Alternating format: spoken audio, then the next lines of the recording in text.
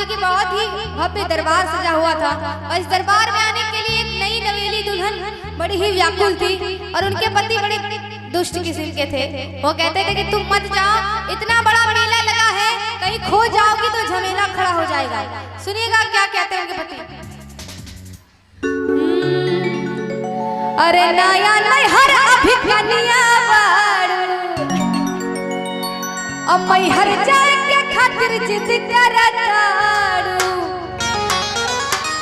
कि झूठा हो के चलबू गोरी, झूठा हो के चलबू गोरी और दूसरा के झमेला है।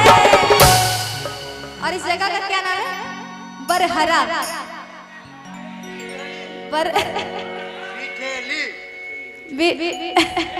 बिठेली बिठेली।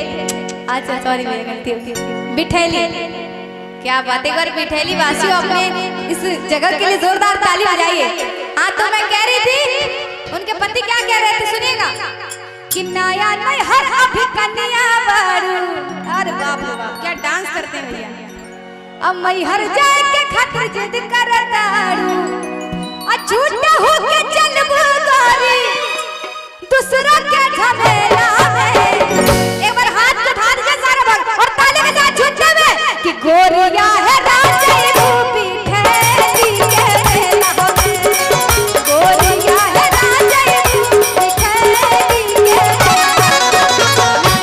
हर अभी कनिया बारू, नया हर अभी कनिया बारू। जिद करताड़ू झूठा हो के चलबू गोरी, झूठे हो के चलबू गोरी दूसरा के झमेला है। गोरिया है राजे तू मई हर के मेला भौजी है राजे मई हर के मेला।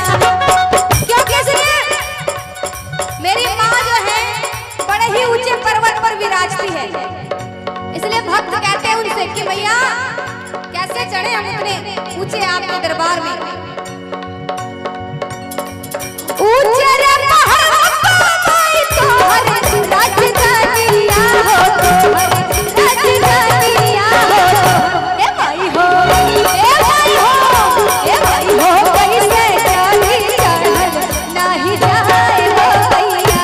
ए भाई हो कैसे चढ़ी चढ़ल नहीं जाए हो भैया। ऊंचे रे पहाड़ माई तोहर राजधानिया हो, तोहर राजधानिया हो। ए भाई हो, ए भाई हो, ए भाई हो कैसे चढ़ी चढ़ल नहीं जाए हो। ए भाई हो कैसे चढ़ी चढ़ल नहीं जाए हो भैया।